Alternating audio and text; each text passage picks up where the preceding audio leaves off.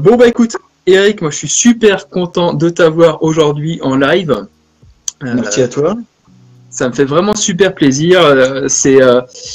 T'es une personne que je suivais beaucoup sur tout ce qui est réseau. Je connaissais la DAC depuis pas mal de temps. J'ai jamais eu l'occasion de faire de stage avec la DAC pour l'instant. C'est quelque chose que je voulais faire, mais bon, en ce moment c'est un peu compliqué. Un peu compromis, ouais. Donc j'avais suivi pas mal tout ce qui est les vidéos que tu faisais, notamment sur comment désamorcer les conflits, par l'écoute active, par la gestion de la parole, de l'attention, etc. Gestion de l'agressivité. Et tout ce qui est aussi les stages 4 de mémoire, Ouais. que je trouve très intéressant pour tout ce qui est mise en situation. Donc voilà, je suis super content de t'avoir aujourd'hui. Et bon, toujours pareil, la première question qui vient en live, c'est qui es-tu? Est-ce que tu peux te présenter, toi, ton parcours, pour ceux qui ne te connaissent pas?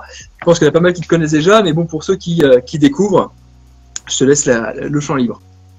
D'accord, ok. Bah, écoute, j'ai commencé mon expérience martiale j'allais dire presque à la maternelle, puisqu'en fait, j'avais un petit problème de violence jeune et je me bastonnais tout le temps aux grandes dames de mes parents. Et c'est en fait ça qui m'a conduit à un moment à faire du judo d'abord, puis après à faire du karaté. Et ça a eu un effet super chez moi, c'est que ça m'a complètement canalisé. Et même si c'était pas facile à l'époque, parce que c'était pas près de chez moi, il fallait que mon père était pas forcément pour, eu égard à toute la logistique qu'il y avait autour. Mais bon, au final, quand il a vu que ça agissait super bien sur moi, il a bien voulu. Donc j'ai continué jusqu'à temps où je suis parti à l'armée, j'ai devancé l'appel. Et puis là, j'ai fait beaucoup de sport. J'avais plus le droit de faire de karaté parce que la caserne nous permettait pas de sortir, nous entraîner. Donc pendant un an, j'ai végété un peu et là, j'ai découvert un petit peu la boxe, un tout petit peu, avec un autre gars qui est arrivé. J'ai fait un service long, donc c'était un mec qui est arrivé, quand moi je faisais mes 6 mois supplémentaires, c'était un nouveau, qui faisait un petit peu de boxe. Donc j'avais acheté des gants, tout, puis on s'est mis un peu sur le groin, enfin j'ai plus pris que donné, et j'ai trouvé ça super. Voilà, après je suis allé plus tard à l'école de police. À l'école de police, j'ai découvert la boxe française, avec un copain Gilles Parmentier, qui est peut-être parmi les auditeurs là, et si c'est le cas, je le salue. Et en sortant de l'école de police, j'ai continué la boxe française, j'ai fait de la compète. Parallèlement, j'étais en flic dans la rue, quoi. Donc avec tout ce que cela implique, c'est-à-dire que flic dans la rue, tu sais pas ce qui va arriver le jour même, quoi. En fait, tu vas frapper une porte, t'es appelé pour un truc, puis en fait, t'as 2 personnes qui sont en train de se taper à mort ou des trucs comme ça. C'est c'est un boulot très spécial, mais très intéressant. Vraiment. Et puis là, je me suis aperçu, pour faire court, que la boxe française c'était génial, mais que ça suffisait pas forcément pour la self-défense. C'était pas, voilà. À cette occasion, je me suis pété un poing sur un crâne dans une histoire comme ça en service, et je me suis dit là j'ai pas de gants, taper à poing nu sur un crâne ça le fait pas si t'as pas les gants, etc. J'ai commencé à voir les grosses différences. À savoir que moi, ma motivation première a toujours été la self-défense, même si j'ai adoré et j'adore toujours la boxe française. Pour moi, c'est un peu la maison mère. Je kiffe cette discipline franco-française. Et puis également tout ce qui est avant la boxe française, qui est la savate, etc., qui est donc notre art martial à nous. Faut pas l'oublier, avec self-défense hyper efficace aussi. Voilà, donc je suis allé, et puis j'ai bossé pour la fédération de boxe française aussi, pour mettre au point la savate défense. À l'époque, ils recherchaient à mettre au point une discipline de self-défense. Et comme parallèlement à ça, dans ma vie de policier, j'étais passé au service de protection de personnalité, que j'étais à la formation et que je formais des gars sur 2-3 semaines, des flics, qui étaient déjà des flics aguerris, mais qu'on formait spécialement pour ça. Moi, en même temps, j'avais passé le brevet d'État, tout ça, en boxe française. J'en parlais aux référents fédéraux, et ils m'ont dit, tiens, tu voudrais pas travailler sur ce projet-là. Donc j'ai travaillé sur le projet Savate Défense, avec Jean-Michel Raymond, Marc Brégère. Après, il y a Patrick Apineau qui est venu aider, Éric Tiersonnier, puis d'autres gars qui sont maintenant comme Christian Haït, Christian Pierre, tout ça. Des gars qui sont restés, et on a fait ce qu'on a pu, voilà. Puis après, moi, je trouvais un petit peu lourd la non-reconnaissance de la Fédération de boxe française. La grosse administration que ça représentait pour bouger les choses, voilà. Et j'ai préféré monter l'Académie des arts de combat. Voilà. Alors l'Académie des arts de combat, le but avoué, c'est que c'était un centre de recherche. Parce que je me pose toujours beaucoup de questions, comme toi d'ailleurs, et c'est pour ça que j'aime bien faire des partenariats avec des gens, que ce soit du craft, de n'importe où, du moment où c'est des chercheurs. Ouais. Parce que comme tu disais tout à l'heure, bah, tout le monde n'a pas la vérité, enfin tout le monde a une parcelle de la vérité. Et c'est dans les échanges qu'on peut qu'on s'enrichit. Voilà. Donc après, au niveau de la DAC, on a cherché dans plein d'horizons et on continue. Donc on a cherché, il y a Robert Paturel qui nous a rejoint avec la boxe de rue. Donc oui, un gros apport pour nous. Après, on a cherché le corps à corps, comment ça se gère. On ne traitait pas beaucoup dans la boxe de rue. Donc, avec d'autres garçons comme il y avait Philippe Dacosta. Après, c'est Fernando de Almeida qui a repris. Les armes de rue que j'avais lancées aussi, l'utilisation des vêtements, de tout ça, oui. Qui a été pris en relais par Lionel Lalo et Pascal Tournier, bien sûr, etc. Enfin, tout, on s'est mis à plusieurs parce que je pensais que c'est pareil. Un seul cerveau peut pas produire autant qu'une dizaine de cerveaux aguerris. Oui. Et on a fédéré tous nos travaux, voilà. Et bien plus de recherches, alors des recherches qui vont un peu plus loin que le simple engagement physique, parce que de mon point de vue, et c'est peut-être un peu ce qui fait la différence et l'objet aussi de ton interview aujourd'hui, il y a beaucoup de choses à gérer avant et après une confrontation physique, notamment avant pour pas qu'il y ait une confrontation physique. Ouais. Tout à fait, ouais. Ça c'est quelque chose qu'on discutait très souvent de ça avec. Premièrement, c'était avec Guillaume Morel, donc co-auteur de Protégor, hein, guide pragmatique de sécurité personnelle, survie urbaine et self-défense.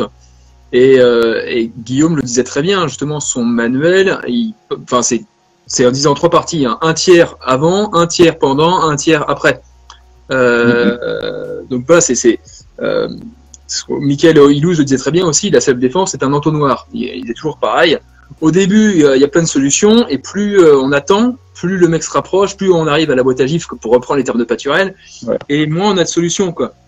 Et moi, ce qui m'intéresse aussi, et surtout en ce moment, c'est la confrontation, c'est bien, le Krav Maga, entre guillemets, c'est bien, Krav Maga ou autre, hein, ou boxe de rue, ou savate, ou peu importe le système, ou systéma, ou ce qu'on veut, peu importe. Mais moi, clairement, si je peux désamorcer le conflit avant, je préfère. On va en parler tout à l'heure, je pense, mais savoir un peu comment fonctionne l'agresseur, ne pas être choisi par l'agresseur. Déjà, si t'es pas choisi, ça va pas plus loin, par définition. Et c'est ça qui m'intéresse aussi, tout ce qui est après. J'en parlais aussi avec pas mal de personnes, et ça sera un des lives futurs. Tout ce qui est des armes entre guillemets improvisées, une lampe torche, etc., etc. Tout ce qui est autour de la confrontation avant, ce qu'on peut mettre en barrière avant, ça m'intéresse déjà pas mal, ouais. Alors Guénel qui nous dit, Guénel qui nous dit, je suis à la bourre, une bonne âme pourrait me donner le sujet du jour. Alors Guénel, c'est le titre de la vidéo. Oui, on fait la tarte tatin, la recette de la tarte tatin aujourd'hui. Alors tatin un petit peu, tu verras. Et le thème, alors un peu plus tactique, c'est fait exprès, hein, c'est comment ne pas être une victime. En gros, le principe du live, ça va être, c'est pas un live, c'est un live ouvert, mais c'est pas de donner des techniques de self dans le sens combat, mais plutôt discuter d'outils principalement de comment ne pas en venir aux mains, quoi. C'est un peu l'idée de pas être une victime, c'est ça. Hein. C'est vraiment de savoir comment déjà être un peu dans comment fonctionne l'entonnoir et comment éviter d'arriver en bas de l'entonnoir.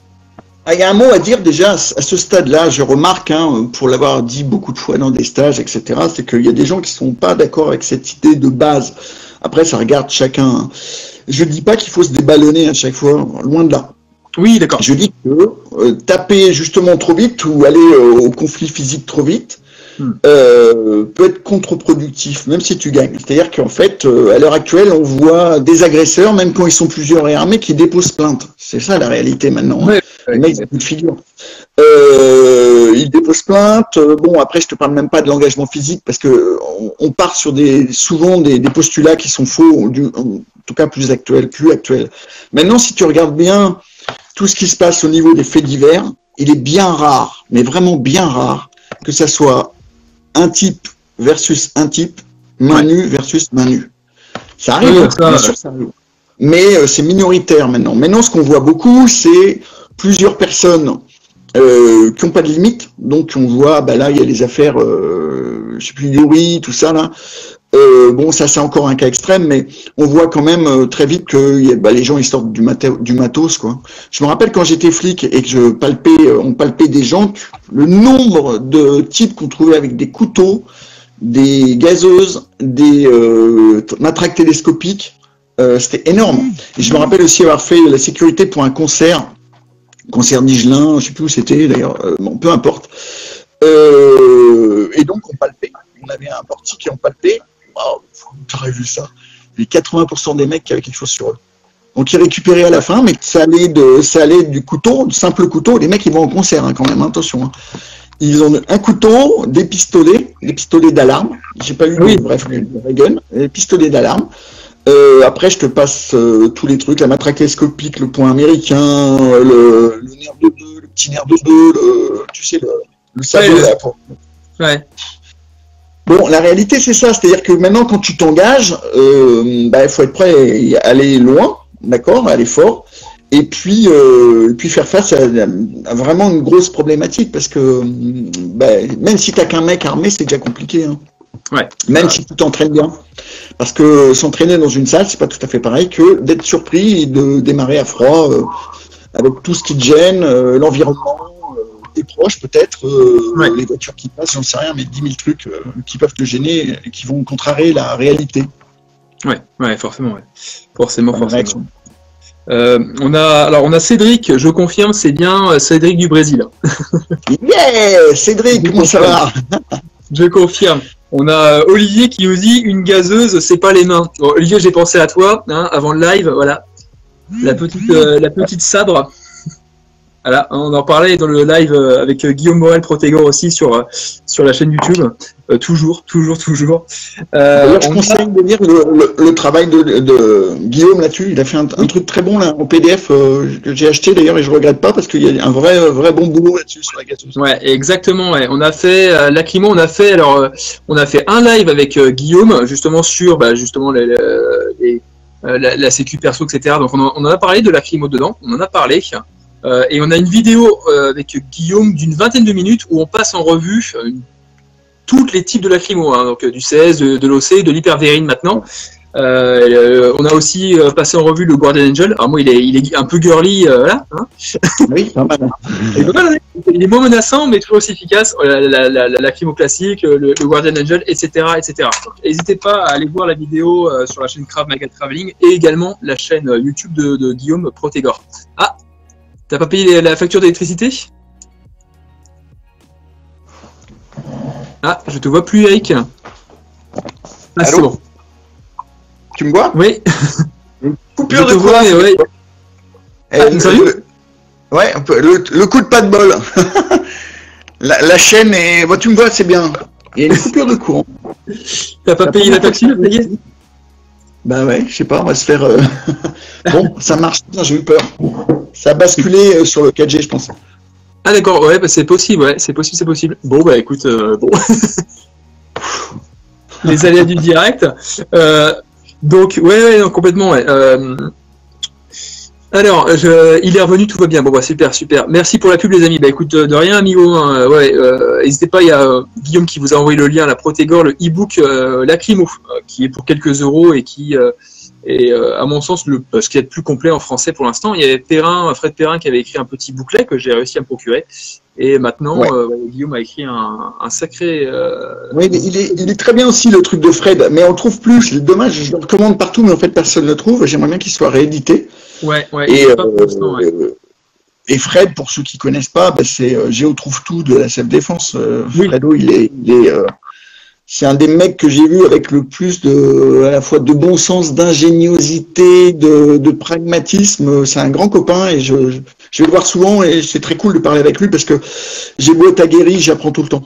Ouais. Avec lui notamment, ouais. J'aimerais bien le consulter un de ces jours là. Je sais que aussi il fait beaucoup de coutellerie. Moi j'ai eu l'occasion de forger mon couteau avec Paolo Simões, un Portugais justement, en Bretagne. Là, je suis parti forger mon couteau. J'en ai fait une vidéo d'ailleurs là-dessus. Et j'avais adoré l'expérience. Et je me suis toujours dit qu'il faut que j'essaie de faire des stages couteau avec Fred, si jamais il en donne encore. Ouais, Fred c'est un super tireur. En plus de ça, on le sait pas, mais c'est un super tireur. Ah bah je savais pas, tu vois. l'arme de poing, en tout cas, un peu tout, quoi. J'ai fait pas mal de trucs avec lui là-dessus. C'est un gars qui touche à bille, un peu dans tous les domaines. On le connaît surtout le couteau. La plupart des gens, ils disent le couteau, le couteau. Mais en fait, il a beaucoup de cordes à son arc. On l'entend moins parler, mais bon, il est un peu plus discret. Mais... D'accord. Bah écoute, prochainement, hein, quand une fois qu'on sera un peu plus libre, je pense que je ferai mes petits tours. Je reprendrai mes vlogs.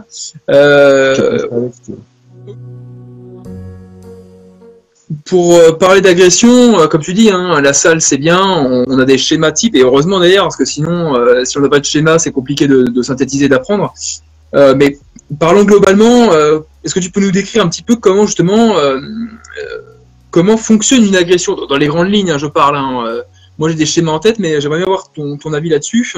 Comment fonctionne une agression pour justement savoir comment ça fonctionne, pour pouvoir savoir un peu comment s'en prémunir.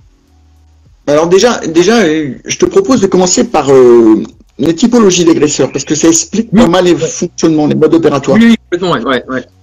Je vais faire simple, hein, assez synthétique pour tout le monde pige, mais en fait, de mon point de vue, hein, ça ne veut pas dire que j'ai forcément raison, on est d'accord, pour avoir étudié le problème sur la voie publique, et puis après l'avoir étudié dans les bouquins, et notamment m'enseignant pas mal avec copains et copines psy, que je salue au passage, il y a Alexandra et Thibaut, hein, c'est deux copains psy qui sont branchés sur ça et qui bossent bien et qui me sont de très bons conseils pour moi. Donc, en gros, tu as l'agresseur de type émotionnel. Je vais caricaturer, mais c'est un peu celui qui te dit quoi, tu m'as jamais vu toi ou quoi? Tu sais que tu as regardé un tout petit peu trop longtemps dans le transport en commun et qui te branche. Ou alors tu as jeté un œil sur sa femme, il l'a vu, il est super vénère parce que gros jaloux, etc. Ça, on va dire que c'est le gars qui est guidé par son émotion. Donc lui, il est la lumière revient. Il est sensible au défi, à la concurrence. Le gars qui a de la rancune, qui peut se venger, c'est un profil en fait insécurisé dès l'enfance. C'est quelqu'un qui a été insécurisé dès l'enfance et qui a donc pris le parti d'être agressif pour dominer les autres plutôt que d'être dominé par les autres. Ça, c'est un cas type. On va l'appeler l'agresseur émotionnel, d'accord? Et de l'autre côté, tu as le modèle prédateur. Alors, il y a quelqu'un qui a fait des beaux trucs là-dessus. Je pense que la plupart des gens ont lu Christophe Jacquemart. Bon combat. Donc, bon, ça, c'est quand même des ouvrages de référence. Hein. Christophe, c'est un bon pote. On échange aussi beaucoup là-dessus. Et on a des grandes conversations. Et c'est super de parler avec lui parce que tu apprends plein de trucs aussi. Mais en gros, voilà. Tu as le modèle émotionnel et tu as le modèle prédateur. Ils sont pas tout pareils. Et d'ailleurs, les outils que tu mets en face d'eux sont pas les mêmes. Parce que tu peux même te bien planter. En gros, le prédateur, je ne l'ai pas décrit. Le prédateur, c'est celui qui va te repérer, qui va avoir... alors déjà, dans les prédateurs, tu as des sous-catégories. Hein. Tu as ce qu'on appelle le prédateur ressource, c'est-à-dire le mec qui va, par exemple, avoir besoin de te détrousser, de voler de l'argent, un portable, etc. Tu as le prédateur d'ordre sexuel. Et puis, tu as le prédateur domination. Donc, qui veut vraiment dominer, etc. Alors souvent, sexuel et domination, ça va aussi ensemble. Ils peuvent même cumuler les trois aussi. Hein. Mais eux, ils ont des stratégies différentes. Eux, ils ont des approches silencieuses, tu préfères. Par la ruse, par la séduction, ils ont des vraies stratégies. L'émotionnel, il n'a pas de vraie stratégie. L'émotionnel, tu le branches, lui, il en a rien à foutre, il y a des témoins. Voilà, c'est ça. En fait, tu regardes, et lui, il n'en a rien à foutre, il va rentrer dans le conflit, qu'il y ait des témoins ou pas. Même parfois, ça peut le motiver, si les témoins, c'est sa nana ou sa bande. Lui, si tu capitules pas, il va te rentrer dans la gueule. Alors, si tu es plus fort, il va peut-être la fermer un bout d'un moment, mais en tout cas, il va rentrer dans le conflit facilement. Lui, il est animé par le sentiment d'injustice, de reconnaissance, etc., des sentiments puissants. Donc, il est capable d'être très violent et d'aller jusqu'au bout. Et le prédateur, au contraire, si tu lui opposes, si tu l'as repéré, que tu lui montres que tu l'as repéré, que il sent qu'il y a de la résistance possible, il va plutôt changer de victime. Ouais, au contraire, c'est un peu comme le pickpocket. J'avais vu ça, moi, dans un métro. un pickpocket qui est en train de faire les poches de quelqu'un, et tu avais un type qui le regarde, il fait... Et le pickpocket, hop, il est parti directement parce que merde, je me suis fait repérer et premier à foutre le camp. Et en effet, comme tu dis, je crois que c'est, j'avais vu, je crois que c'était Guillaume qui m'avait parlé de ça, pour celui qui est plutôt social entre guillemets, c'est le good guy having a bad day, le mec entre guillemets, le bon mec ayant une mauvaise journée, quoi, le mec qui s'énerve parce que il se sent Je reprends ton exemple de ta vidéo, je crois, tu te gares sur sa... Ah, il y a souci ? Tu te gares sur sa place de parking et lui se sent complètement lésé parce que tu lui manques de respect alors que bon, il se fait toute une montagne de ses émotions. On a Franck Tolomé qui te dit c'est un prédateur chez toi qui essaie de couper ta lumière pour t'avoir. Moi, c'est sûr qu'avec Franck, on va se marrer parce qu'il lance des bonnes vannes en général. Il dit oui, mais il a mal repéré sa proie. C'est pour ça il t'a remis la lumière. Il s'est dit Okay, ouais, alors, la stratégie qu'on peut faire maintenant, si on dit de la vie de tous les jours, c'est pas marqué sur le front si c'est un prédateur ou si c'est un émotionnel. Cependant, on peut regarder déjà. On peut le repérer avec un petit peu d'habitude.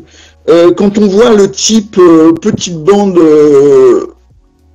les petites bandes un peu racailleuses, comme on dit, ça peut être les deux. Ça dépend. Il y en a qui sont spécialisés dans la rapine, en mode prédateur. Ah oui, j'ai oublié de dire une chose qui est un peu embêtante d'ailleurs pour bien. C'est aussi, il y a des modes mixtes. Il y a des modes qui vont avoir une approche de prédateur et passer en émotionnel après. Donc il y a des modes mixtes, c'est pas facile. Mais enfin bon, en tout cas, nous, ce qu'il faut comprendre, c'est qu'en général, on va être détecté. Hein, donc c'est la règle des 5D. Je crois que tout le monde connaît un petit peu dans les gens qui font de la self-défense. La règle des 5D, c'est un protocole délinquant, en fait, hein, qui dit, le premier D, c'est la détection de la cible. Le deuxième D, c'est la réduction de la distance. Le troisième D, c'est l'installation d'un dialogue. Ça se fait souvent en même temps que la réduction de la distance. Après, il y a le D qui peut être, le quatrième D, ça peut être le détournement d'attention. Et le cinquième D, c'est les dommages. Alors, ça, c'est quand c'est développé en entier, mais en fait, souvent, c'est condensé en 3. À savoir la détection, l'approche, distance en même temps et les dommages. Ouais, j'avais vu ça moi sous forme de 3. C'était la sélection de la victime, l'approche de la victime et le contrôle de la victime, quoi. Il choisit, il s'approche de toi d'une manière ou d'une autre, soit prédatrice, soit en posant une question, t'as pas une clope, et machin. Il casse la distance et voilà. Le fameux, alors c'est plus ou moins élaboré selon les gens. C'est-à-dire qu'en fait, ça c'est plutôt le modèle prédateur, mais après t'as des mecs, moi j'ai vu en tant que policier, t'as des gens qui ont des stratégies vachement évoluées. Donc ce que je dis souvent, c'est que les délinquants souvent sont une grosse majorité de gens très cons, mais il y en a quelques-uns qui sont plus que géniaux, quoi. Alors après, je raconte souvent ça aussi, le vol en double détente, enfin le vol à fausse qualité en double détente que mes copains flics connaissent bien.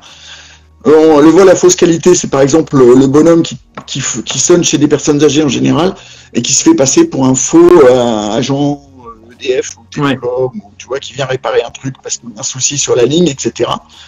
Donc en général, il essaie de pénétrer dans l'appart et puis de repérer vite fait ce qui a volé et puis voilà après. Et la double détente dans ce domaine, c'est t'as un faux agent EDF par exemple qui vient sonner chez des gens et qui a un comportement bizarre, à tel point que les gens s'en méfient, sont pas tranquilles. Et lui, d'un coup, il se barre. Et un quart d'heure après, il y a des faux flics qui arrivent. Et les faux flics, ils disent, excusez-moi, on cherche, on était appelé pour un mec bizarre, vous auriez pas vu, avec la description du gars. Donc les personnes âgées disent, ah ben si, on l'a vu justement. Il dit, bah attention, il n'était pas tout seul. Il y a un complice qui passe derrière pendant qu'il vous occupe devant. Faudrait aller vérifier si vous avez, on rentre avec vous, on va vérifier si vous n'êtes rien fait dérober. Et les gens, ils vont voir là où il y a de l'argent, tu vois, et puis ils les emmènent au fait au machin, puis après ils se font détrousser. Ouais. Et bon, ça, c'est une stratégie un peu élaborée. Ouais. Une stratégie mode prédateur ressources, là, pour le coup. Oui, prédateur ressources, complètement, ouais. Les stratégies après des violeurs, c'est un peu différent, ça dépend en fait, parce qu'il y a plusieurs types de violeurs aussi. Hein. Tu as des violeurs, bon, c'est assez dur de catégoriser, mais en gros, tu as 4-5 types de violeurs. Et sans rentrer trop dans le détail, la plupart, leur motivation, c'est l'acte sexuel en domination. Donc souvent, c'est forcément des gens qui ont des problèmes avec des femmes. Il y en a qui vont utiliser... Alors, tout viol est une violence, mais il y en a qui vont utiliser en plus la violence physique en plus de la pénétration. C'est-à-dire qu'ils vont frapper, stranguler, etc. Catégorie gros barge, en fait, hein. Et tous ces gens-là ont des stratégies aussi d'approche. Alors, pour les auditrices qui nous écoutent, j'ai remarqué en étudiant ça D'abord quand j'étais dans la police, parce que tous les dossiers qui passaient, ben, j'essayais de les lire. Et puis après, en me formant en criminaux, j'ai remarqué une chose, j'en parle pas beaucoup, mais la plupart des viols dont j'entends parler sont des viols dans les entrées d'immeubles, à partir d'une certaine heure. Donc c'est bien d'en parler parce que c'est quand même un truc. En fait, souvent les gens ils suivent les victimes, ils rentrent avec, ou alors ils les attendent déjà parce qu'ils se sont déjà procurés le col, ils sont rentrés avec quelqu'un, puis ils ont attendu en fait. D'accord. Il faut savoir que dans les entrées d'immeubles, tu as les accès des caves. Donc il suffit qu'ils ouvrent la cave, ce qui n'est pas très dur à faire. Et souvent, ils chopent la victime là, ils l'emmènent dans la cave, etc. Pour être peinard pour leur forfait en fait. Et comme ça arrive, alors il y a des heures, hein, c'est marrant parce qu'il y a des types de criminels violeurs qui agissent à des types d'heures et d'autres types à d'autres types d'heures. C'est assez sectorisé, c'est marrant, et c'est des généralités, hein, c'est pas parole d'évangile, mais c'est quand même des... Et donc ça veut dire que à partir d'une certaine heure, les gens ils sont chez eux, ils sont peinards, ils regardent la télé, ils sont fatigués, ils sont pas. Quand ils entendent gueuler dans l'escalier, ils n'ont pas forcément envie de descendre, ils se disent que c'est la télé du voisin, que c'est des jeunes qui font les cons, etc. Ah oui, d'accord. Ouais. Et comme le violeur s'arrange pour que la personne ne crie pas trop longtemps, voilà. D'accord. Par exemple. Des recettes. Ouais.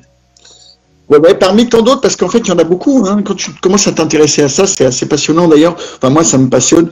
Oui, parce que c'est mon métier, en fait, c'est mon boulot. Moi, mon boulot, maintenant que je suis plus flic, c'est de la gestion de l'agressivité et de la violence par rapport à des entreprises ou à des demandes particulières.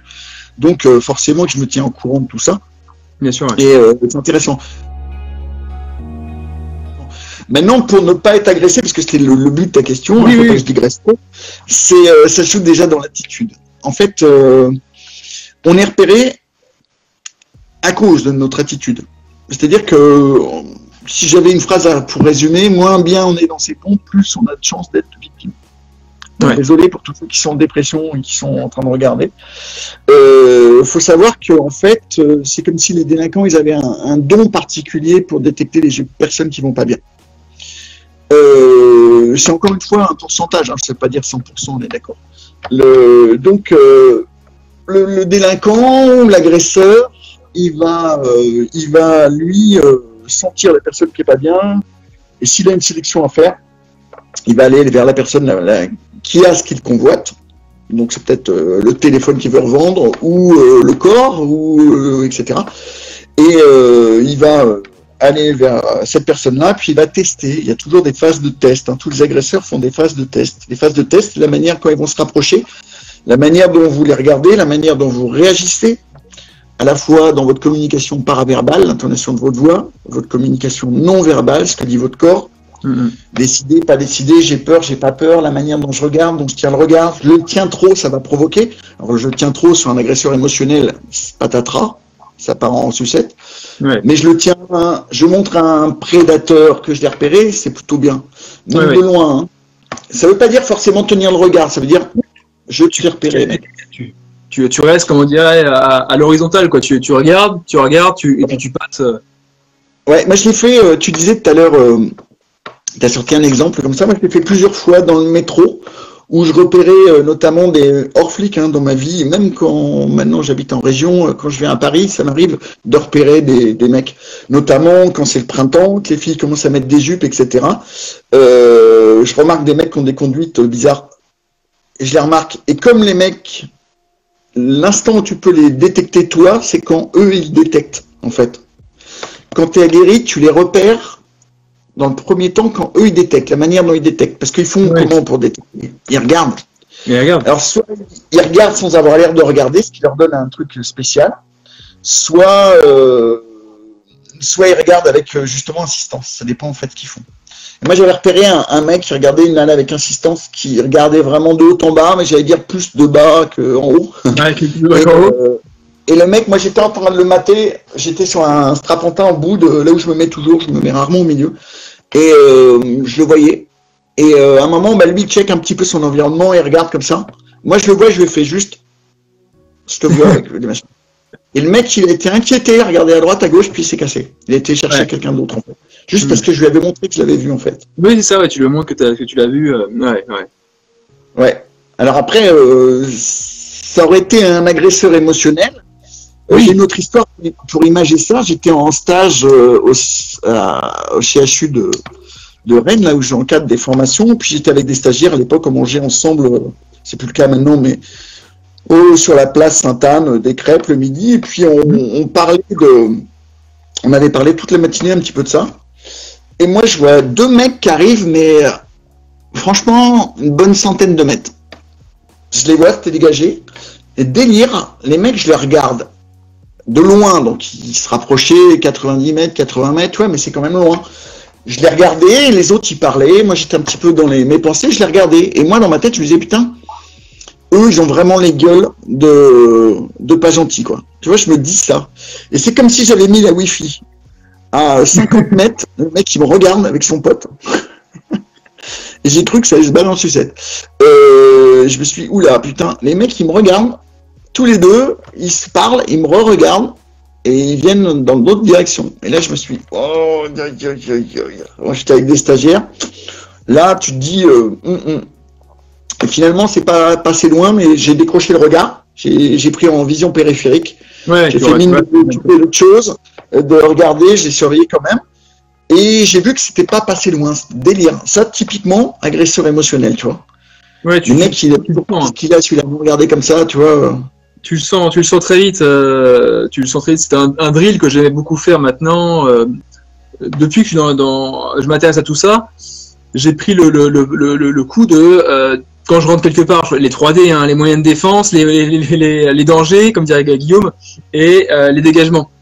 C'est un petit scanning global. Quand je m'assois quelque part dans un restaurant, machin, je peux toujours dos à quelque chose, face à l'entrée. Enfin bref, on va pas faire un truc là-dessus, mais c'est devenu une sorte d'habitude, comme un jeu au final, et qui au final après est entre guillemets intéressant à faire. Et c'est vrai que comme tu dis, repérer les gens, etc. Et tu sens tout de suite je fais toujours un scanning visuel, je regarde tout le monde, mais tu sais, tac, tac, tac, tac, sans défier, mais comme dirait, je crois que c'est Fred Jacquemart qui dit je te regarde, je t'ai vu, tu m'as vu, je te défie pas, tu me défies pas. Et puis, sans baisser les yeux, il n'y a pas de. Tu hop toujours à l'horizontale. L'horizontale, voilà, décrochage horizontal. C'est ça, ouais. Et tu le sens tout de suite, même quand tu regardes quelqu'un une fraction de seconde tu le sens tout de suite, les types qui. Ah, tu sens qu'ils vont dégoupiller, tu sens que ces types-là, tu sais, ils sont toujours nerveux et tu croises leur regard, un quart de seconde, ça leur va pas. Et souvent, je fais un petit signe de tête pour dire oui, je t'ai vu, machin, et je passe à autre chose, et ça marche. Mais comme tu dis, t'as beau être à 100 mètres ou machin, tu sens qu'il y a quelque chose qui se connecte, et t'as l'impression que, tac, ça y est. Tu sens que c'est louche, quoi, qu'il y a quelque chose qui va pas. C'est intéressant ce que tu dis là, parce que moi je suis partisan de dire que la majorité de ta self-défense, tu la bosses hors salle. Et notamment dans des jeux comme ça. J'ai vu que Michael Louz, il avait sorti plein de jeux, j'en ai énormément aussi, j'ai pas encore écrit là-dessus, j'attends un peu. Parce que nous on bosse ça depuis vraiment très longtemps. Et c'est pareil, il y a plein de drills. Moi je suis jamais comment on va dire, je suis toujours en train de faire quelque chose de sympa. Quand je passe beaucoup de temps tout seul, je préfère moi dans les lieux publics, dans les trains et tout ça, parce que je voyage beaucoup pour mon boulot, et donc j'ai des temps d'attente. Et tu me verras rarement être absorbé par le portable en public. Ouais, et donc je regarde les gens, je me raconte, je me dis bon alors lui, qu'est-ce qu'il pourrait faire comme métier dans la vie? Il est gaucher, il est droitier, c'est un fumeur, c'est un non-fumeur, qu'est-ce qu'il pourrait. Voilà, c'est un petit jeu que je me fais. Mais mine de rien, tu apprends à regarder. Et quand tu regardes bien, ça c'est aussi un truc de flic. Moi j'ai passé des heures en statique, ne serait-ce que pour regarder les synagogues à une époque, tout ça. Tu te fais chier, t'es là 3 heures, debout, t'as le droit d'aller pisser 5 minutes. Et voilà. Et en fait, au bout d'un moment, tu prends ton mal en patience et tu te dis, bon, tiens, c'est marrant, j'avais pas vu dans cet immeuble-là, cet étage-là est éclairé, tiens, il y a ci, il y a ça, puis tu commences à détailler les choses, à observer vraiment. Et en fait, tout est dans l'observation. Quand tu as pris l'habitude d'observer, observer, c'est pas seulement regarder, hein, c'est écouter, ressentir, etc. Tu avances déjà vachement, hein, tu sens les gens, comme tu disais. Alors après, je crois que c'est Chris Jacquemart qui en parle dans son bouquin aussi, ou je sais plus, enfin en tout cas, c'est un truc que j'avais pris l'habitude de faire aussi, c'est quand tu scannes, bon, forcément quand t'es flic tu scannes, et moi, protection rapprochée, formateur en protection rapprochée, tu penses bien que le scan, C'était même un peu pénible à un moment parce que tu vois, il a fallu que je baisse un peu, mais je suis très vigilant, on va dire. En tout cas, je l'ai été. Je suis un petit peu moins maintenant, mais j'ai toujours les radars qui sont branchés. L'idée, c'est de dire, effectivement, tu repères les hommes potentiellement violents. Tu les repères. Ou les femmes aussi. Il y a des femmes, c'est plus rare, mais tu sens des femmes à qui il faut pas emmerder du tout. Tu vois, tu sens le potentiel défensif. Et les hommes violents. J'irais même dire que quelquefois, tu dis, tiens, lui, il a une gueule à battre sa femme, quoi, tu vois. Le truc, lui, il a une gueule de mec gros macho, il doit pas falloir trop l'ouvrir à la maison, et voilà, quoi. Ceci dit, tu peux te planter, t'interroges pas les gens. Tu peux te planter, ouais, mais je sais plus qui disait ça. Un interlocuteur qui m'avait dit la nature est bien faite et en général, juste lu ça dans un bouquin, il disait que les agresseurs enfin, tu les ressens, quoi. Tu vois la photo, tu fais, je suis pas étonné. En fait, il disait qu'il regardait les photos des agresseurs, des machins, c'est une pile de photos, et il disait que tu le ressens, quoi. Je sais pas l'expression, je sais pas. J'ai une anecdote contraire à raconter, ça va faire marrer quelques auditeurs. J'étais en Italie avec Aurélien Duarte, qui est un champion de boxe thaï, qui maintenant fait du développement personnel, un mec super d'ailleurs. Hein. J'ai vraiment aimé ce mec-là, et on était très potes et tout. Puis alors le soir, on se faisait un peu chier, et lui, il avait envie d'aller en boîte. C'est pas trop ma tasse de thé, mais donc on va en boîte, on va dans une boîte. On était avec lui, avec un de ses potes, boxeur thaï aussi, puis moi. Et on était au bar, et puis on buvait un coup, et puis un mec, mais avec une gueule à ma droite, qui me matait comme ça, mais vraiment dur. Et je dis à Aurélien, prépare-toi, ça sent pas bon là. Je sais pas ce qu'il me veut le gros, mais il a pas l'air cool, tu vois. Et à ce moment-là, il y a une bagarre qui démarre, mais pas avec le mec, avec deux autres mecs un peu plus loin. Et en fait, le mec, il fait fille, t'as plus. En fait, le mec, il était amoureux. Il était pas. Ah oui, d'accord. Et je me suis dit, putain, au niveau du scanning, je me suis bien bourré quand même. Au niveau du profilage, je me suis bien trompé. Ça me rappelle une anecdote qu'on sortira pas, mais Guillaume, ça me rappelle ton histoire que tu nous as racontée en conférence, le mec qui était louche, qui te suivait intensément à Paris. Oui, je comprends, je vois bien le truc. Ça me rappelle le même truc, un type comme ça que j'avais vu. Je pensais justement qu'il était pareil dans la rue, machin. Je pensais qu'il était gay en le regardant. Et puis avec mes potes, on se regarde, on dit oui, alors c'est sûr. Et là, on voit une nana limite plus masculine que lui en fait. Et puis qui s'embrasse, je dis bah mince, non en fait, on s'est gouré. Ou ça pareil au Danemark. Quand j'ai vécu un petit peu au Danemark, j'avais lu que la langue était assez rude. Et Gaël, tu pourras confirmer. On avait vu un couple qui s'engueulait, enfin du moins on pensait, hein, dans le verbal, verbal paraverbal, ce que tu veux, on a vraiment l'impression qu'ils s'engueulaient. On se disait en voyant que ça fume ce soir à la maison. Et au final, que dalle. C'était juste la langue qui pour nous français était très abrupte. Et au final, ils s'embrassaient, ils étaient super contents de se voir, mais pour le scanning en gros de différences culturelles, on avait nous interprété ça comme quelque chose de tendu, alors qu'en fait, c'était totalement l'inverse. Donc pour des petits trucs, anecdote marrante, mais oui, en effet, hein, quand tu prends la courbe de Gauss, quand même, ça se repère. On a Hugo, alors Hugo qui est très souvent là. Écoute, Hugo, merci d'être là aussi. Hein. Hugo nous dit. Est-ce qu'il y a une place dans la discrétion, l'homme gris, le fameux Greyman, le fameux homme gris. Donc pour ceux qui ne connaissent pas l'homme gris, c'est low profile, enfin en gros, tu es habillé de manière, comme dirait Men in Black, tu passes partout, vie. Tu n'es pas flashy, on te repère pas facilement, tu es monsieur tout le monde entre guillemets.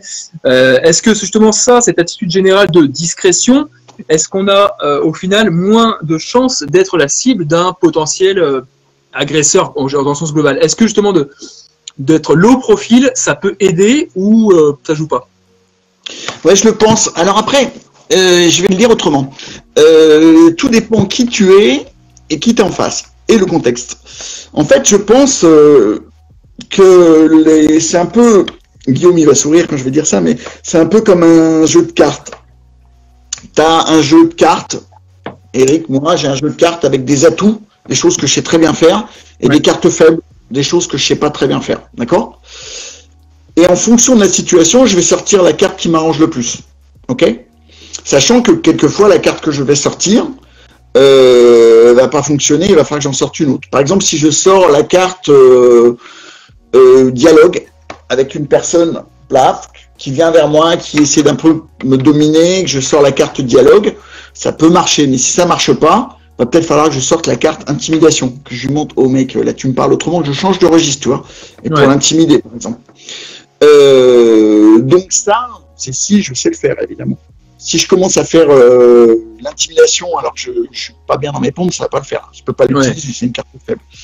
Et en fait, pour répondre à un autre ami, là, c'est l'homme gris, oui, de mon point de vue, a moins de chances de se faire emmerder. Celui qui a le plus de chances de se faire emmerder, c'est la personne qui se fait remarquer, mais pas parce qu'elle, en fait, elle est mal dans sa peau. Il y a l'autre catégorie, ça va être la personne qui va être un petit peu elle-même dominante. Et celle-là, elle va avoir des avantages et des inconvénients, cette personnalité, c'est qu'elle va faire peur à certains qui vont pas se risquer. Hein. Quand tu as un gros balèze bien dans sa peau, même s'il est un peu, tu vois, ostensiblement, il a un comportement comme ça qui est un peu show-off, ça va quand même en intimider certains. Mais ça va en provoquer d'autres. J'ai des copains de rugbyman, des grosses baraques, des grandes gueules, des mecs sympas qui rigolent. Ben, y en a qui se sont fait agresser par des petits mecs de rien du tout, mais complètement shootés, etc., et qui étaient motivés par le fait de se faire un gros. Bon, les mecs sont pas venus hein, s'ils étaient avec des armes, mais mes copains ont bouffé, ont mangé quand même. Hein. Et étaient un peu traumatisés de ça d'ailleurs. Voilà. C'est vrai que de manière générale, après tu peux être un homme gris et avoir un regard sûr. Hein. Oui, bien sûr. Ouais. Ça, c'est un truc important aussi que je disais souvent. Comment dire? Tous ceux qui pratiquent un peu des arts martiaux, machin, enfin même ou Krav Maga ou si tu veux, on aime bien porter les t-shirts du club, les machins, les goodies, les trucs. Tu vois, moi, enfin, là, la Krav Maga Traveling, je le porte pour le live. Mais j'avais vu un t-shirt sur internet qui m'avait fait, je trouvais ça hallucinant, c'était Krav Maga, touche-moi et ta première leçon est gratuite. Et je me suis dit, mais le type qui porte ça dans la rue, c'est le premier à se faire emmerder au final.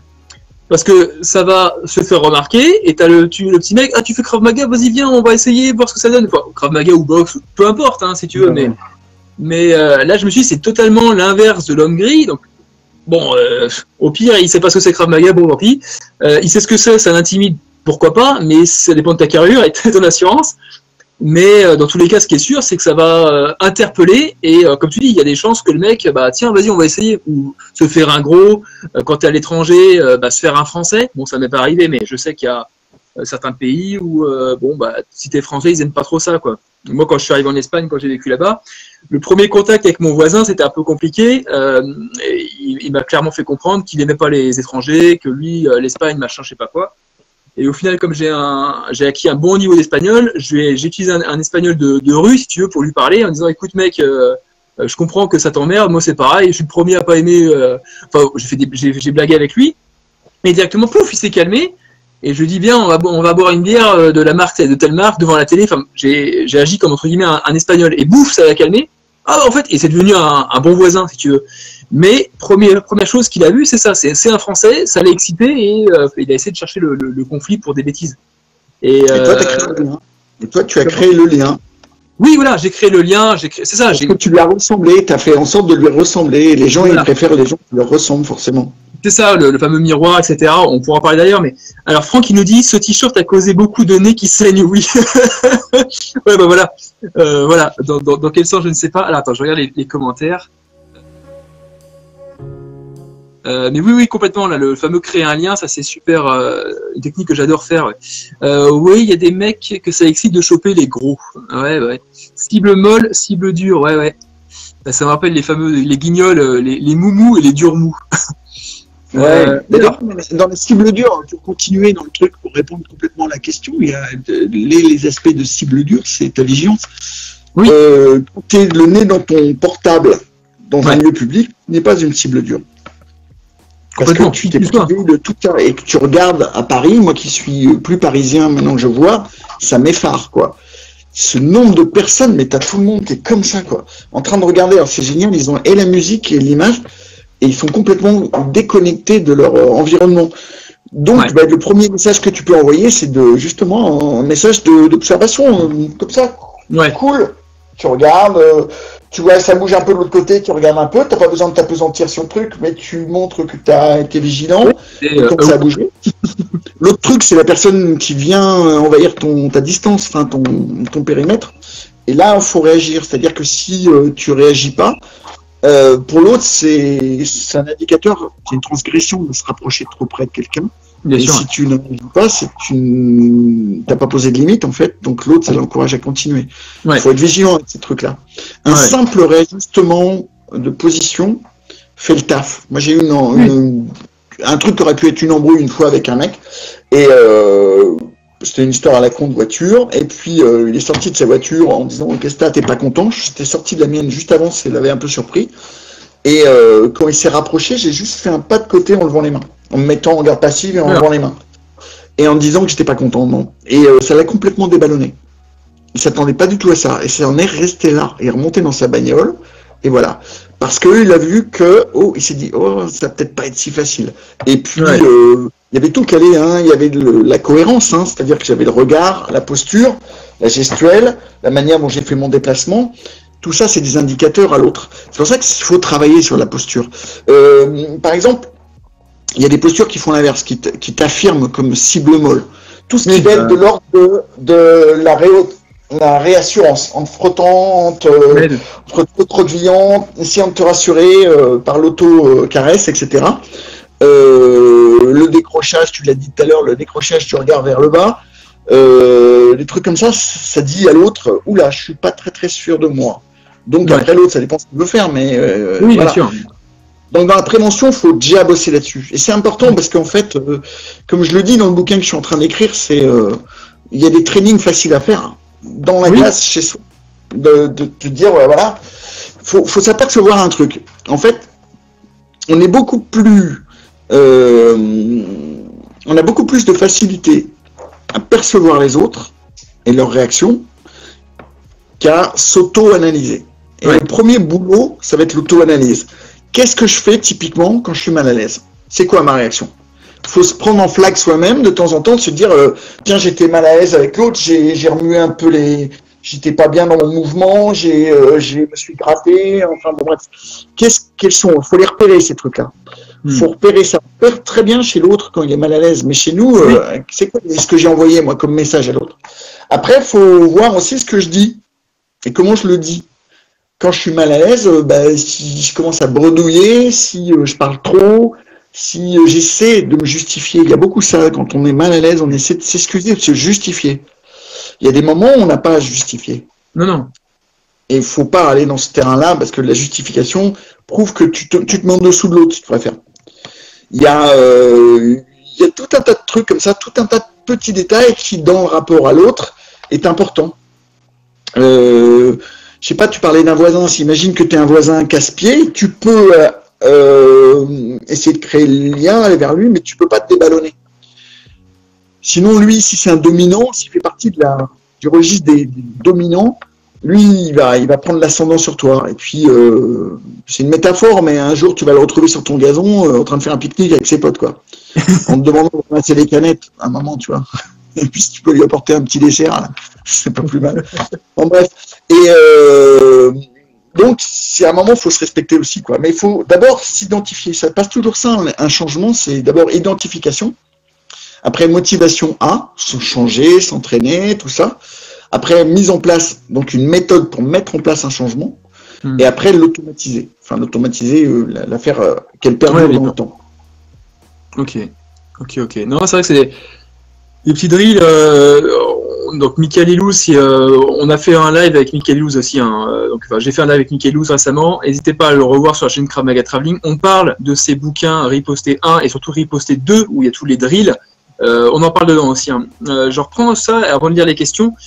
Je crois que c'est Christophe Jacquemart qui en parle dans son bouquin. Dans d'autres bouquins, c'est expliqué aussi, mais je crois que c'est aux États-Unis, ils avaient fait des études, tu sais, avec des tueurs en série, je crois, ils avaient pris des silhouettes de personnes qu'ils avaient mis en noir et blanc. Donc on voit pas la personne, on voit que la silhouette, vraiment comme les dessins en noir et blanc, qui marchait dans un couloir avec une personne qui marche un peu recroquevillée, un peu comme un bouchon de bouteille, c'est un bouchon sur l'eau, tu sais, en train de flotter comme ça, avec la tête baissée, les épaules rentrées.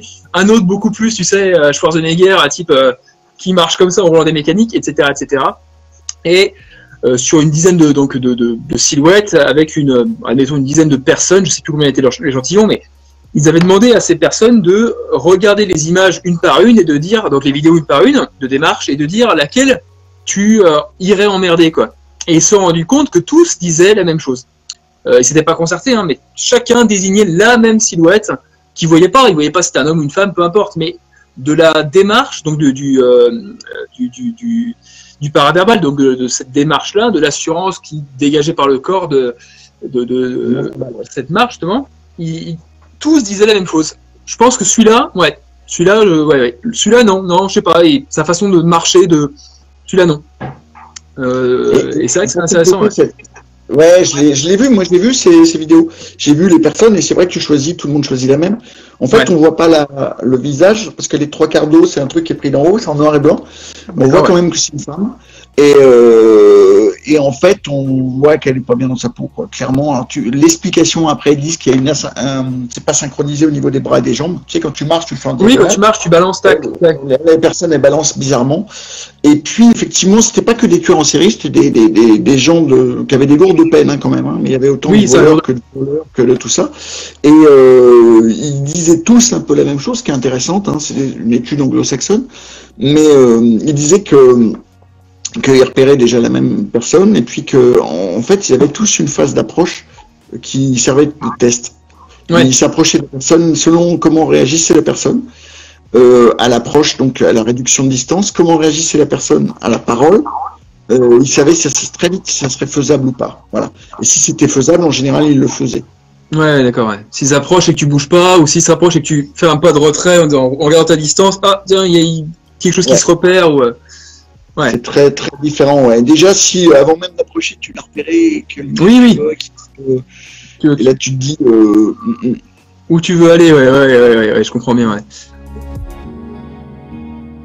Ok. Je regarde un petit peu les commentaires. On a Sami Mamar qui nous dit, Mahamar. Alors, et comment simplifier pardon?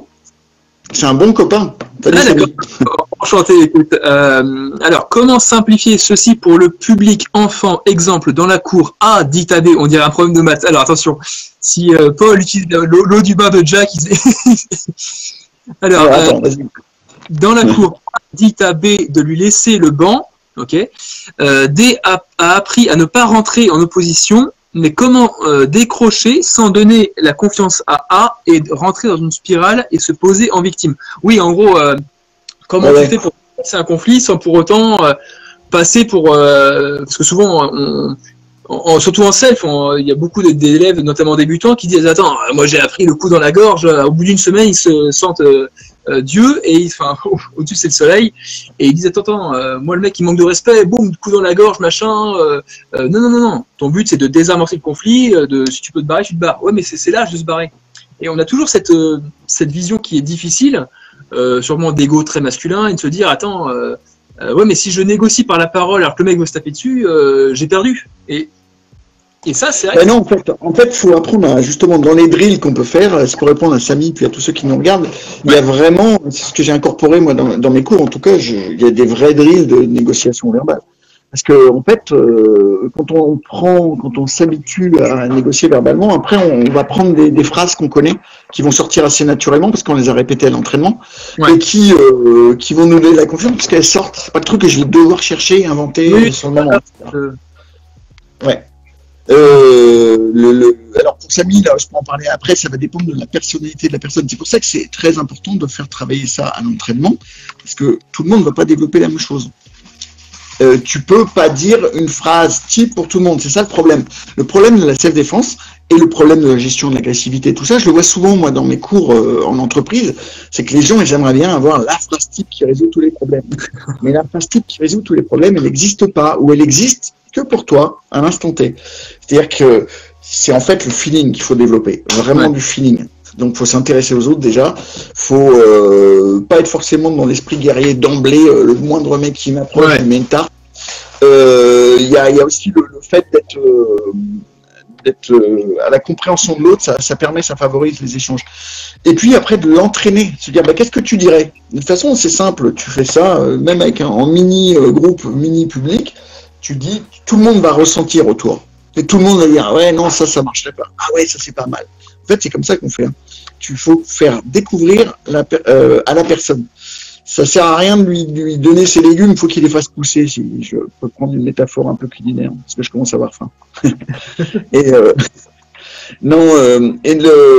l'idée, là, on en parlera plus longtemps, Samy, mais il y a des idées. Il peut demander, ouais, pourquoi tu veux le banc?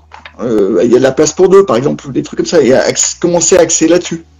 Après, je vous conseillerais de se lever si la personne elle approche et elle veut vraiment le bon, etc. Parce que l'autre il va le bloquer devant les genoux et puis après c'est difficile d'en sortir. Je leur pousse à chaque fois. Ouais.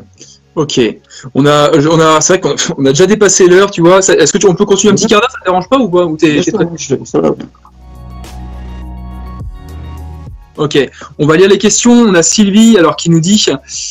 Alors, Sylvie Soranzo Marchais, ces attitudes fortes, être sûr de soi, sont-elles perçues de la même manière par le potentiel agresseur, que l'on soit homme ou une femme?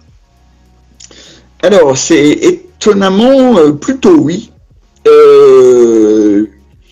Moi, j'ai une femme qui est de petite taille, qui est très affirmée, qui se fait bien respecter. Alors qu'elle n'est ni costaud, ni tout ça, quoi. Donc, oui, j'ai vu plusieurs fois d'ailleurs des femmes comme ça qui ont du caractère, qui se laissent pas faire. J'ai par exemple Caroline aussi, qui est une copine, une secrétaire de l'ADA qui nous regarde peut-être, qui est une fille affirmée. Tu vas pas lui casser les pieds. Elle va réagir. Elle est adorable, elle est souriante, elle est sympa, tout. Mais tu vas vite comprendre qu'à un moment tu dépasses les limites avec elle, quoi. Et je disais aussi, je cite cet exemple qui m'avait interpellé. J'allais faire un stage justement pour les filles à Paris, les Amazones, dans l'Amazon Training. D'accord. J'ai pris le bus et en prenant le bus, j'ai appuyé sur le bouton pour l'arrêt. Et il y avait une jeune femme juste à côté qui avait un casque sur les oreilles, etc., qui visiblement n'était pas bien dans sa peau. Et elle s'est retournée, on était avec ma femme, et elle s'est retournée grimaçante et très en colère. Et je te jure qu'elle était flippante. D'accord, ouais. Elle était ni costaud, ni rien, mais elle faisait peur.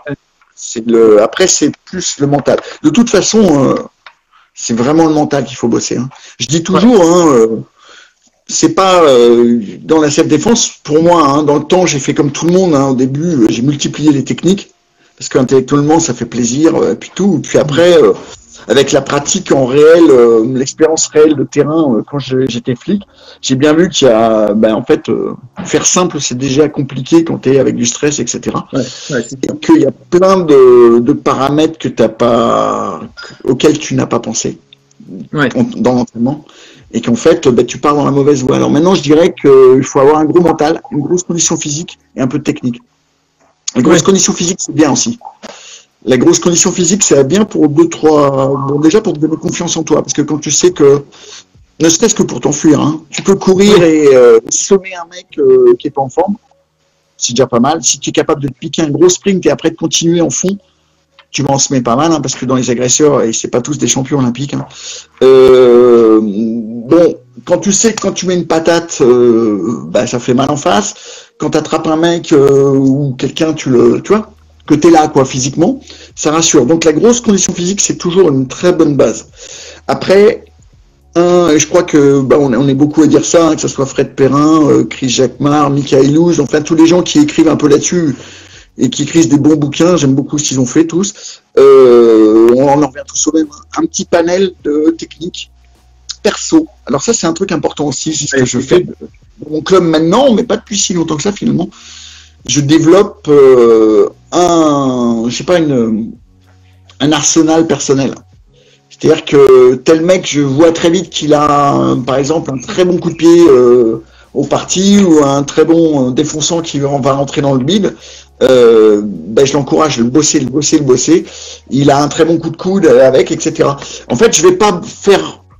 Moi, faut être clair. Hein, les gens qui viennent dans mes cours maintenant. Hein, quand j'étais à Paris, il y avait 3 cours. Les gens ils venaient minimum 2 fois. Moi, je suis en région maintenant. Les gens ils viennent une fois. Faut pas se leurrer. Donc, je peux pas faire passer en revue tous les coups qui existent, etc. Ouais, donc, je préfère travailler sur ça sort bien. Vas-y, mec, à fond là-dedans. Ou en fait de personnaliser l'arsenal. Ouais. Ça c'est hyper important. Il faut que les gens ils répètent dans tous les sens ce qui leur va bien, de manière à ce que ça sorte sans qu'il y ait aucune réflexion. Faut pas que ça soit un truc intellectuel, là, faut que ça soit un truc automatique qui sort. D'accord. Ok, non, c'est vrai que c'est ce que tout le monde dit au final quand on pousse un petit peu, qui différencie entre guillemets de l'art martial, de la self-défense, et après de la self-défense à ta self-défense à toi, comme diraient les atouts à chaque fois, il y a 3 façons de faire les choses, la bonne, la mauvaise et la tienne, quoi. Ouais. Toujours ça. Alors, on a Lionel Fusain qui nous dit 2 ou 3 mots, Eric, sur ton livre, le contenu, il sort quand? Et c'est vrai que moi ça m'intéressait, c'est pas le livre, alors moi c'est vrai que ça m'intéresse. Je sais pas quand est-ce qu'il va sortir, il est en fin d'écriture. Pour l'instant, on a un peu parlé avec l'éditeur, on regarde ça, et puis les thèmes, il y en a plein. Je parle en gros, hein, je précise un petit peu ce que pour moi est la self-défense, comment ce livre peut être abordé par le lecteur, à quoi peut-on être confronté, c'est une grosse tête de chapitre, hein. Donc les types d'agressivité, en gros, qu'il y a les gens qui sont dits normaux, qui peuvent agresser s'ils sont en colère. Hein, toi ou moi, si on est en colère, on peut agresser quelqu'un. Et puis après, les gens qui sont plutôt déviants, en fait. Et pourquoi ils sont dangereux, eux, un peu plus que les autres? Tout simplement parce qu'ils vont déclencher plus vite, ils vont aller plus loin, ils vont avoir du mal à s'arrêter, en gros. Après, on aborde toutes les stratégies un peu délinquantes, la notion de domination, j'explique donc les personnalités... qu'est-ce que je fais encore après? Que peut-on faire? Donc que peut-on faire hein, une fois qu'on a vu à quoi on pouvait être confronté? Qu'est-ce qu'on peut faire avant? Ouais. Donc dans l'avant, par exemple, il y a tout ce qui est déjà s'enrichir par la connaissance. Déjà regarder, comprendre en lisant les livres de Christophe, par exemple, de Protagoras, de Mien, quand il sortira, de Michaelis. Tout ça, c'est déjà avancé. Hein. Après, comment on peut booster un peu sa vigilance et ses facultés d'analyse. Donc, je donne une sorte de repérage pour le scan. Savoir qu'un scan, il ne doit pas être seulement horizontal. On apprend ça quand on est dans les groupes spécialisés de police. Parce que le problème, le danger, c'est qu'il vient en haut et en bas aussi. Un escalier qui descend, un mec qui est à la fenêtre qui va te balancer quelque chose. Donc, on doit scanner comme ça. Et puis, donc, horizontal, vertical. Et puis, j'ai mis tout un petit protocole que nous, on aime bien, qu'on appelle CATS. C'est les points à checker très rapidement quand tu arrives dans une situation où tu sens il y a quelque chose qui pue. Alors, c'est très con, regarde, j'ai pris le tram hier. Je suis dans le tram. Je me trouve une place au bout d'un moment qui se libère. Et voilà, je me pose. Et puis, je regarde pas mon portable. Je regarde les gens un peu. Et je vois monter un mec peu costaud, chauve et tout, et je me dis, c'est bizarre, il est bizarre lui. Tu vois, je me dis, tiens, il y a un truc. En fait, après j'analyse, je me dis, mais pourquoi il se positionne là, alors qu'il y a plus de place là? Et puis ça fait 2 fois que je vois qu'il regarde le début et la fin du tram et tout, etc. Et puis, bop, il m'a sorti une carte, contrôleur, en civil. Oui, d'accord, si tu... Ça avait bien fait le truc, sauf que les contrôleurs dans le tram, ils sont complètement civils, tu les vois pas. Puis après, il y en a 2-3 autres qui sont sortis. Oui. Mais tu vois, je m'étais dit, bon, d'un coup, j'étais dans le truc de me dire, bon, alors, attends, qu'est-ce qu'il veut? Est-ce qu'il est tout seul? Un des premiers trucs à se poser. Est-ce qu'il est tout seul, le mec et tout? J'avais pas repéré les autres, hein. J'avais pas pensé que c'était encore un contrôleur. Mais j'avais pas repéré les autres parce qu'il y avait du monde, je voyais pas, ils étaient plus loin, et puis il y en a d'autres qui m'arrivaient dans le dos. Et je me posais la question, tu vois, avec mon filtre. Donc, le contexte, l'autre, le terrain et soi-même. Ça, c'est quand tu es dans l'instant du truc, tu dis, bon, le terrain, c'est par exemple, où est-ce que je peux me casser? Qu'est-ce que je peux prendre dans mes mains pour me défendre? Ou qu'est-ce qu'il peut prendre dans ses mains pour m'attaquer? Si je dois courir, là, ça glisse. ou pas. Si je dois démarrer un sprint dans une quai de gare, l'autre fois il pleuvait, là c'était une véritable patinoire. Je me dis là, si je dois me barrer, je peux rien faire, quoi. Je mouline et je tombe. Tu vois, il y a tous ces trucs-là à prendre en compte. Ouais, à prendre en compte à chaque fois. Ouais. Comme dans l'analyse. Il n'y a pas de doute, quoi.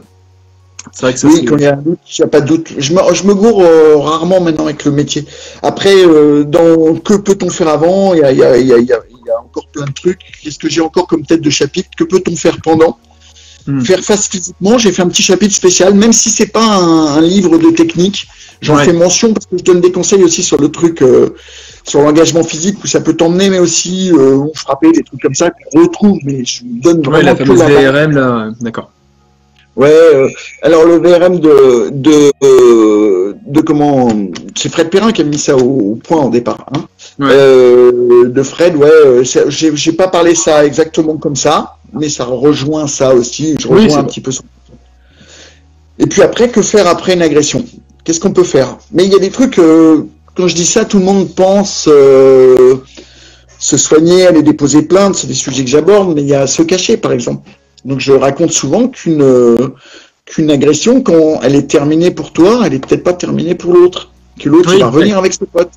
Et là, faut dégager déjà. Comment je dégage? S'il a repéré avec quoi je dégage ma bagnole, s'il a lu mon immatriculation, peut-être qu'il va pouvoir savoir où j'habite. Donc quelle mesure je prends, tu vois, par exemple. Si je dégage, si les mecs sont en mon cul, comment je me cache? Qu'est-ce que je fais, qu'est-ce que je fais pas, voilà. Combien de temps après je ressors, voilà. Où est-ce que je peux me cacher? Aller au cinéma dans la journée, c'est pas con, tu vois, ça t'isole de la. Il y a plein de trucs comme ça que j'ai creusé un petit peu plus. D'accord. Voilà. Ok. Après, il y a les trucs du style la post-analyse d'une agression, c'est-à-dire qu'en fait, pour toi, pour pas que tu sois, pour diminuer ton stress post-traumatique, il est bon que tu reviennes sur l'analyse de ton agression. Qu'est-ce qui s'est passé? Tu puisses la poser sur papier. Donc, je donne des tuyaux pour ça.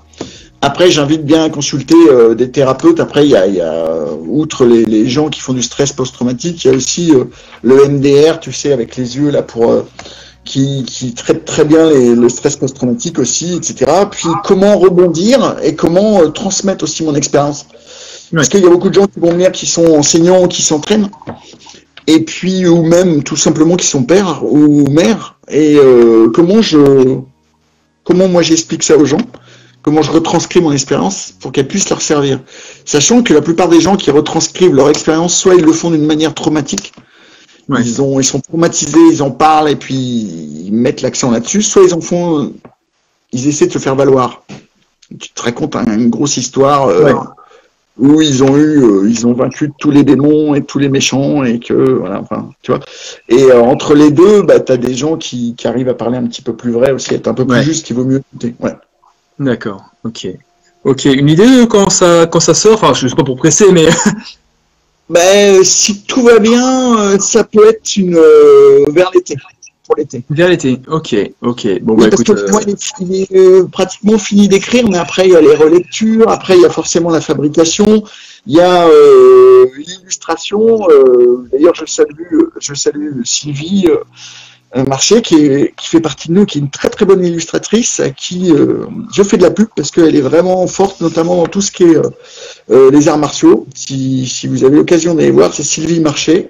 Allez voir parce que elle bosse vraiment bien. Voilà.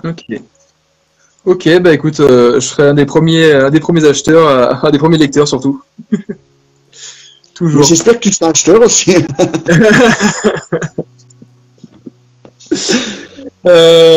Bon, alors je regarde un petit peu. Ganel nous dit les pickpockets, on peut les repérer à Lille des fois, car ils changent de wagon à chaque station. Ouais, puis tu peux les repérer aussi parce qu'ils ont leurs mains dans ta poche. Ouais, mais ils sont très forts pour masquer leurs mains. C'est-à-dire qu'en fait, le pickpocket, il a une faculté, c'est à ne pas avoir la gueule de l'emploi. À l'instant T, je parle. C'est-à-dire que le mec, il te fait oublier ses mains. Par son expression faciale, par la manière dont il agit. Bon, après, il y a plusieurs types de pickpocket aussi. Hein. Il y a les rôles, comme d'autres. Il y en a qui sont isolés, il y en a qui sont à plusieurs, etc. Mais et eux, ils ont des stratégies. Eux, ils ont des bonnes stratégies. Une stratégie que j'aime bien, moi, que j'ai trouvé très fine, c'est les deux mecs dans l'escalator. Donc, tu as un premier mec qui te précède, il t'a repéré, par exemple, Tom. Oui, je passe devant toi dans l'escalator, et tu as un deuxième mec derrière toi. Et moi, dans l'escalator, arrivé en haut de l'escalator, je me pète la gueule volontairement. Oui. Donc, toi, comme l'escalator monte, tu t'en plafonnes sur moi, tu te pètes à moitié la gueule. Et il est logique que le mec d'après te tombe dessus. Et dans cette logique-là, tu sens pas que le mec, en même temps, il te fait les poches. Ouais. Ouais, je vois très bien le principe. Le pickpocket, c'est un peu le haut de gamme des. Le haut de gamme des. Pour ceux qui me connaissent un petit peu, juste un petit aparté, pour ceux qui me connaissent un petit peu, je suis magicien et sur scène, ça m'arrive de piquer les montres des gens. J'adore, c'est un truc que j'adore faire. Enfin, en ce moment c'est compliqué, mais truc que j'ai adoré faire. Je crois que Gannett, tu as dû me voir le faire. Je fais gonfler un ballon à quelqu'un en prenant le bras et en disant allez, on pompe, et le mec il souffle dans le ballon et tu peux lui piquer sa montre, la montrer au public, les gens sont morts de rire. Tu peux même la mettre à ton poignet pendant que lui il gonfle le ballon, il est super content et je rends toujours la montre. Ce que tu dis là m'intéresse au plus haut point parce que moi pour la self-défense, j'ai travaillé avec des copains magiciens. Ouais. Parce que c'est l'art du détournement d'attention, de close-up notamment en magie, et c'est génial. Et en fait, c'est une des grosses pistes sur laquelle je travaille depuis longtemps, c'est le détournement d'attention. Mais il y a plein de drills pour ça. Alors ça va faire marrer, mais je dis toujours, il y en a qui le connaissent, je ne vais pas dévoiler de secret, mais j'en ai mis pas mal au point des drills comme ça. Mais il y en a un tout simple, tu es au café, alors il va falloir attendre, hein, mais tu es au café avec un pote ou une copine, et tu te démerdes pour lui piquer son chocolat, son petit chocolat, tu sais, sans qu'elle s'en aperçoive. Et tu vas voir que ça c'est un drill qui est fort utile parce que tu vas être obligé de mettre en place quelque chose. Alors tu vas te planter, la personne va repérer. Tu vas faire semblant de dire salut un copain derrière. La personne elle va se retourner un peu du style il a vu un copain. Et dans le même temps tu lui piques son truc. Enfin il y a plein de petits jeux comme ça qui sont exploitables pour la self-défense. Parce que imaginons que tu sois sur l'attaque préventive. L'attaque préventive, faut vous dire que dans tout ce que j'ai cité tout à l'heure, et j'en ai cité très peu par rapport, dans les 22 compétences que j'ai déterminées dans mon bouquin, là, on n'utilise que 2 dans les salles. Là, hein. Généralement, on fait l'attaque préventive pour ceux qui ont l'habitude d'attaquer avant qu'il y ait des disciplines qui sont plutôt dans l'attaque que la défense. Et puis, sinon, c'est la défense riposte, quoi. C'est le cobra qui arrive. Mais dans préventif, si tu dois attaquer préventivement pour X raison, parce que c'est quelque chose qui peut très bien se faire à un moment pour sauver ta peau, tu as intérêt de te démerder pour que ça soit précédé juste par un petit temps de distraction, enfin de détournement d'attention. Oui. J'avais fait l'exemple, moi, en salle avec une partenaire à moi, c'était de poser une question complètement ridicule, mais vraiment un truc... et le truc qui était sorti, c'était t'as du camembert, elle fait quoi? Et boum! Et t'envoies un coup de pied au parti ou une connerie comme ça. Et le moment, la question n'a tellement pas de sens que. Et quoi? Il y a un moment de. Ça veut rien dire ton truc!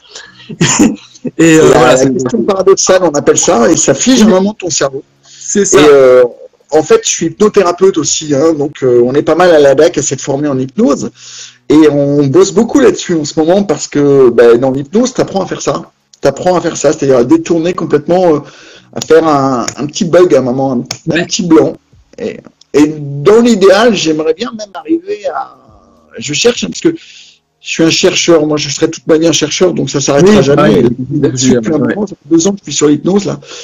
Et maintenant, ce qui m'intéresse, c'est de me dire, est-ce qu'il n'y aurait pas moyen de désactiver une personne énervée en lui parlant, en hypnose érectionnelle, donc conversationnelle, avec mes mouvements, en créant un truc, une rupture de pattern, ce qu'on appelle, un mot bien placé, tout, etc., pour faire retomber complètement la personne.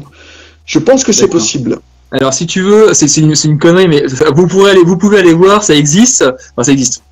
Il y a une sorte de gourou où vous tapez sur YouTube hypnotique défense. C'est formidable. C'est à regarder, ça va mourir de rire. Il y en a sûrement qui connaissent, mon club connaît très bien, de Krav Maga Angers, là où je pratiquais, ils connaissent très très bien Hypnotique Défense. C'est un type qui te regarde en faisant des gros yeux, mais t'as vraiment que les yeux vont ressortir type cartoon.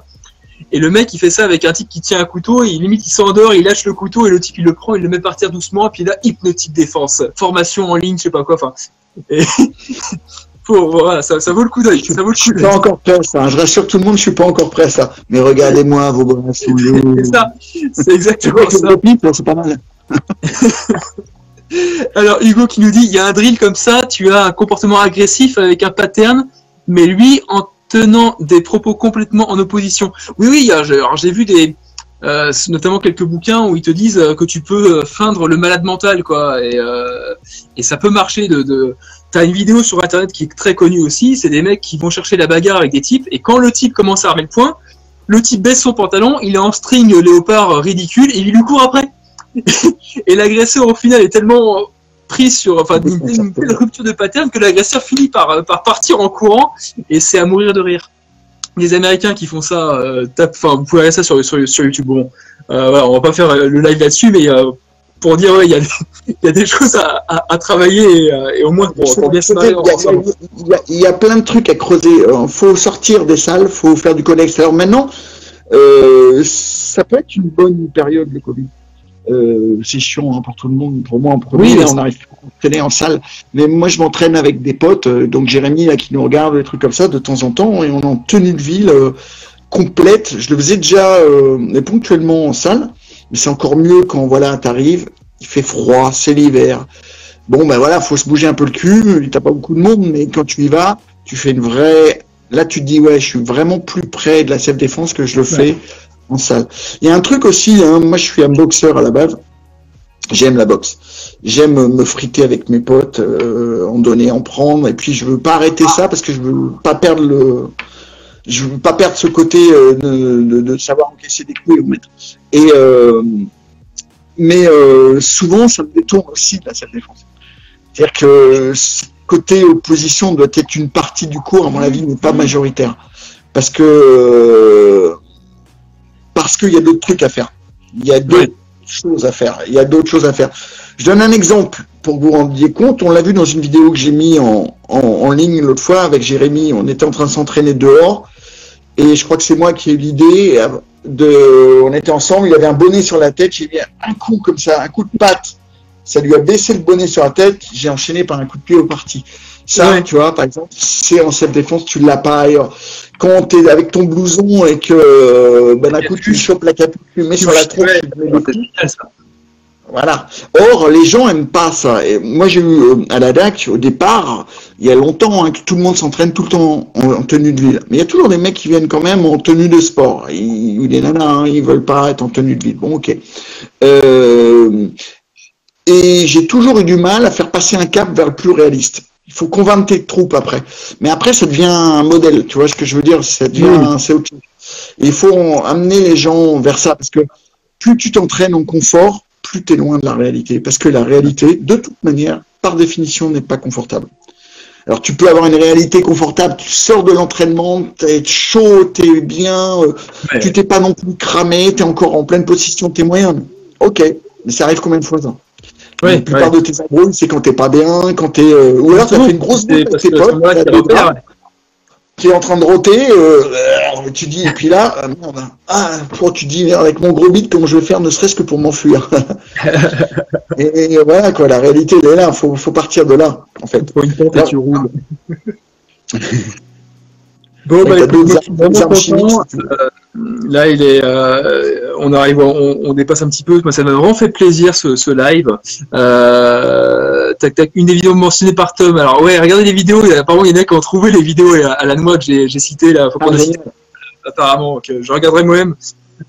Si vous avez des questions, n'hésitez pas à les poser. Alors même si on n'y répond pas maintenant, c'est Eric, on pourra toujours y répondre. Elle reste sur Facebook. On pourra toi et moi y répondre ultérieurement. Après voilà, c'est pas. De toute façon, après le but c'est qu'on se rencontre. Hein. Moi, c'est ça qui m'intéresse. Qu'on vous rencontre. Moi, ce serait avec plaisir que j'irais te faire une interview en direct et faire des stages avec toi. Ce serait un grand plaisir. Est-ce que tu aurais un petit mot de fin pour conclure, quelque chose que tu as envie de faire passer, un petit message, quelque chose? Je t'avoue, je suis pas très inspiré, mais je suis très content que tout le monde ait suivi ça. Il y a un truc que j'aimerais dire. Il y a un truc que j'aimerais dire. Là, je vois qu'il y a beaucoup d'accroches, des gens qui s'accrochent sur ouais, c'est mieux les sports de combat, c'est mieux la self-défense, c'est mieux que la tienne, etc. Ouais. J'ai vu la réponse que Franck, l'autre fois, il a fait aussi, Franck Ropers, que j'ai trouvé d'ailleurs pas mal du tout, c'était pas mal cette réponse, et il a dit un truc dedans qui est très vrai. Dans cette période-là, en ce moment, pourquoi pas se serrer les coudes plutôt que se tirer la bourre. Je dis tout le temps, moi je considère que tous les gens qui font comme moi, c'est-à-dire qu'ils sont des chercheurs en self-défense, ben on partage la même passion, donc finalement on se ressemble pas mal. Pour déconner, je les appelle les collègues de travail, les collègues de bureau. Eh ben moi je considère que ce soit Roper, Silouz, tout ça, c'est des mecs qui font avancer le schmilblick. On fait tous avancer le schmilblick. Vous vous inquiétez pas sur j'aurai plus d'argent que toi et tout ça, il y a assez pour bouffer. Ouais, il y a assez, Vu comment il y a la violence un peu partout, vous inquiétez pas, on aura tous du taf. Soyez courtois et tout. J'ai même envie, quand on pourra refaire ça, de faire un gros resto avec tous ces gens-là, parce que j'ai envie de rencontrer des mecs comme par exemple Michael, je trouve je le connais pas. Tout ce qu'il dit, j'aime bien. Je trouve que c'est pas mal.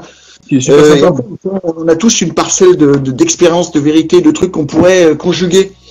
Il n'y a pas un livre qui va aller au détriment de l'autre. Ils sont tous en renfort de l'autre. C'est comme un puzzle. Moi, je m'entends très bien avec Guillaume, par exemple, Morel. Son livre, il est génial. C'est un des meilleurs que je connaisse. Ça ne me pose aucun problème d'en faire la publicité. Ça va rien m'enlever. Voilà. Donc, je veux juste dire aux poteaux là qui font de la self-défense, restez cool les mecs. On est tous dans le même bateau. On y va. Et puis, s'il y a un ennemi commun, c'est le Covid pour l'instant, tout ça. Et puis la connerie aussi, à lutter contre. Donc, si on peut faire un petit truc ensemble, c'est pas mal. Voilà le mot de la fin.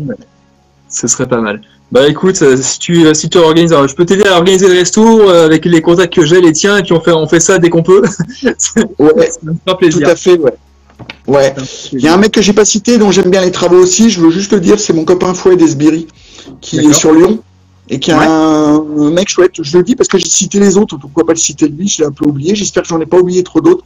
Mais c'est des gens qui sont bien, parce que Fouet, par exemple, c'est un mec, c'est pareil, il a fait de l'hypnose, il a fait plein de trucs, il est hyper...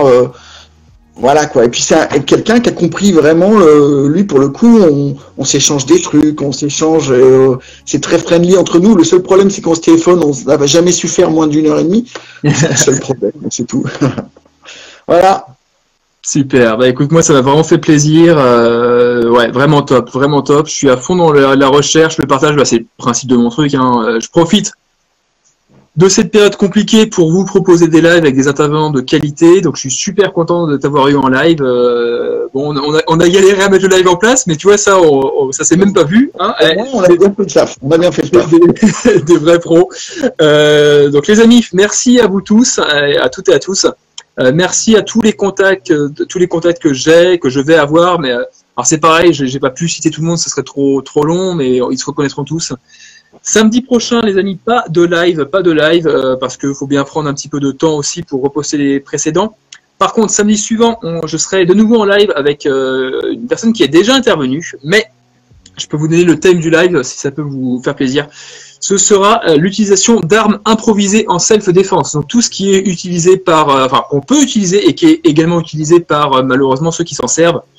Par exemple la brique de Minwall, vous savez, un caillou dans une sorte de journal pour faire une sorte de matraque, un magazine roulé pour faire une matraque, un verre, n'importe quoi, tous les trucs qu'on peut utiliser, qui sont utilisés depuis la nuit des temps pour se défendre ou pour attaquer. Hein. Voilà, on va passer tout ça en revue. Ce sera un bon live, donc armes de défense.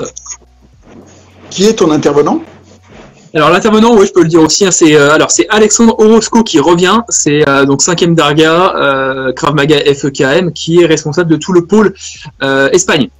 Donc un bon copain à moi qui est intervenu il y a 2 semaines en live pour la partie combat Krav Maga. Et là, ce sera sur les armes improvisées. J'avais fait un live armes improvisées dans mes premiers lives Krav Maga Traveling durant le premier confinement. Bon, j'étais tout seul à en parler.